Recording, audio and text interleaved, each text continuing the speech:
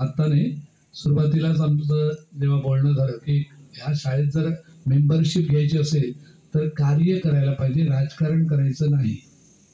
जर तसं करणार असाल तर मेंबर वगैरे होऊ नका.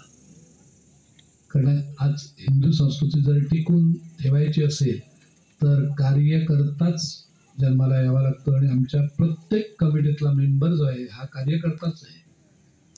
त्यांना हसत खेळत आमची कमिटीतली जी मीटिंग होते ही दर महिन्याला किंवा वार्षिक असते, ही सुद्धा तशाच प्रकारे होते.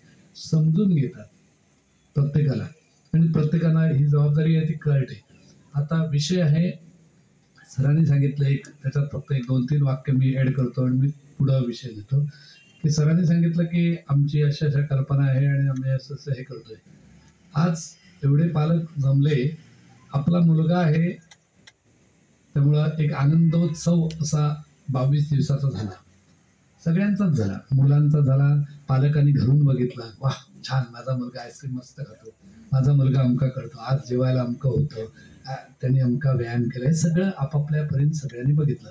पण अशा प्रकारचे 365 दिवस असणारे मुलांचं काय, ती कशी राहतात? मग तुमच्यापैकी एक वर्षातून एक दिवस तरी बाबा पाठशाळेत जाऊन भेटून येऊया का? ती मुलं कशी राहतात? असा एक मुद्दा मी तुमच्या समोर ठेवतो की आमच्या पाठशाळेकरता काय, आता तुम्हाला सांगतो मजा. आम्ही ज्या वेळेला ही मुलांना इथं आणली त्यावेळेला मी तुम्हाला सांगितलं तुम्ही टेन्शन घेऊ नका, घरी चला.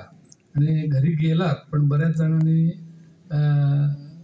दुःख झालं, कोणाला रडायला आलं.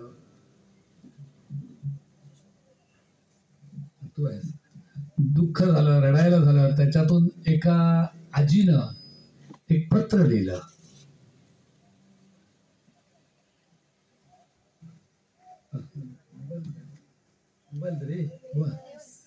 एक पत्र लिहिलं. हे पत्र आजीनं काय पत्र लिहिलंय ते आम्ही ऐकूया.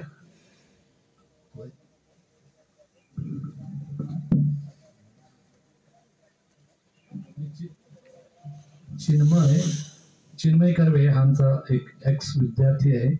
तो या शाळेत शिकला, 10वी होऊन आलेला. त्याच्यानंतर त्यांनी MA संस्कृत केलं. संगीतात त्यांनी एक पदवी मिळाली. आता सेट नेट जी परीक्षा असते त्या नेट परीक्षेमध्ये तो